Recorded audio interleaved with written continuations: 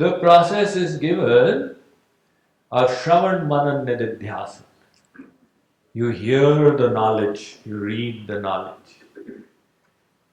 So this is a very important first step. You expose yourself to the knowledge. And then the repetition, you revise the knowledge again and again. This is the contemplation. And then decide. Decision is a choice you make. I choose to believe that I am the soul. Have faith. There is, you see, in the Christian tradition, this quality knowledge is not there. But they say, believe. Do you believe? It's a big thing to truly believe in this knowledge.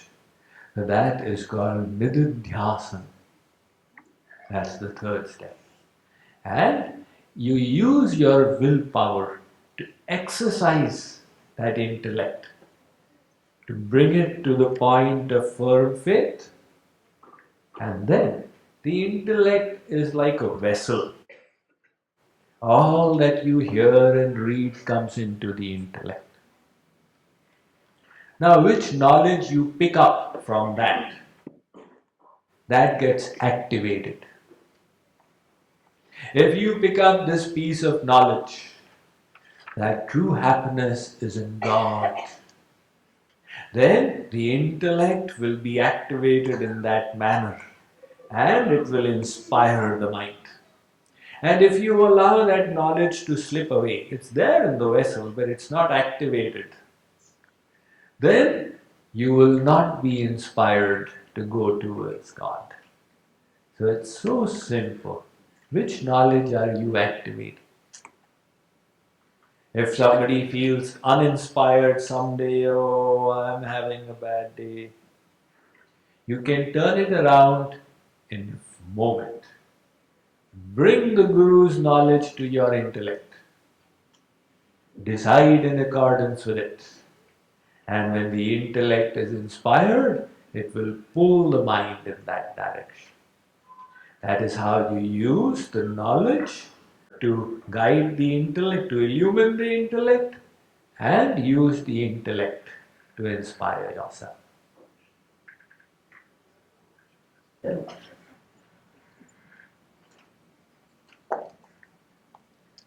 How do you increase faith? There are two ways to do this. First is knowledge. When you increase your knowledge and wisdom, faith is a consequence. If you know this watch is working perfectly, you have faith in the time it gives. So knowledge of the personality and nature of God and Guru helps us increase the faith. That's one. The next is our own purity. As we purify, we get the experiences that God and Guru have described. And when we get the experience, our faith becomes solidified. You know, they said that my tensions would decrease, and as a result of my sadhana, I am finding my internal peace has enhanced. Yes, the path is right. So, when you initially, it's an intellectual faith. Later, it's an experiential faith.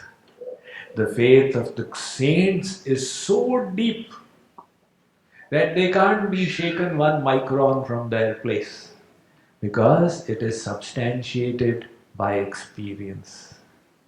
So, you purify yourself, get the experience, and the faith will become solidified. You need three kinds of faith on this journey.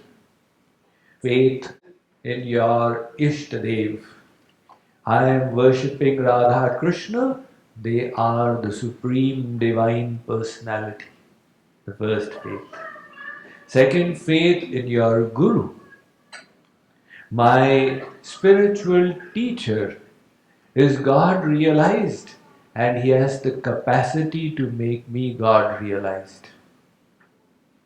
And the third faith that you need is in your devotional path, the path of bhakti that I am following, attaching the mind to God, is perfect and complete.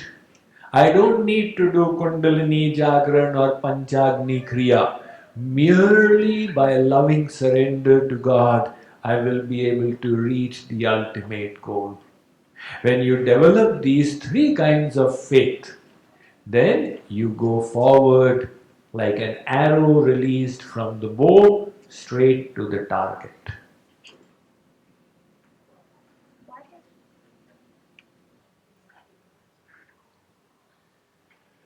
The parameters for progress are basically two: detachment from the world and attachment to God. Vairagya and anurag. These are the signs of progress. But if we say what are the stages we go through, this is variously described. In the path of Ashtanga Yoga, it is Yam, Niyam, Asan, Pranayam, Pratyahar, Dharan, Dhyan, Samadhi.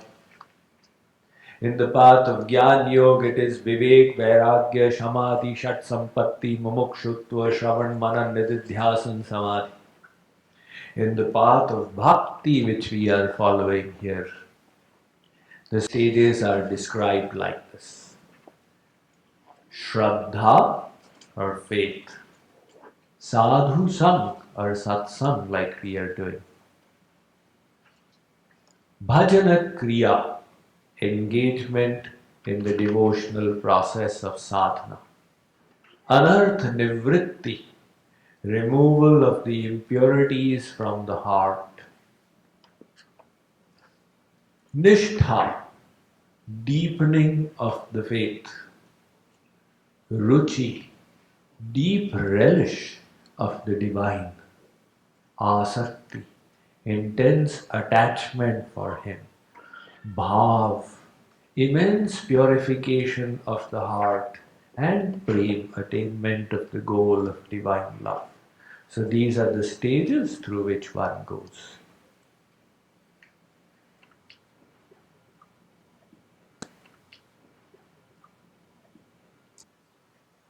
The question was that there are different ways of loving God. If somebody has been loving God as the master, as the friend, as the child, will we naturally progress to the Bhav of Gopi Prem, seeing God as the beloved? There is no guarantee of that. It may happen, it may not happen. If the love becomes extremely intense, very often loving God as the beloved becomes a natural consequence. That's why you find some of the Sufi saints often refer to their muhabbat and their ishq with Allah, whom they see as their beloved. Some of the Christian mystics, Saint John of the Cross, etc., they saw God as their beloved. In the Vedic tradition, it's extremely detailed, the Gopi Prem. So, whenever love becomes intense, it finds its expression in seeing God as the beloved. That is the Gopi Prem. However, it may not.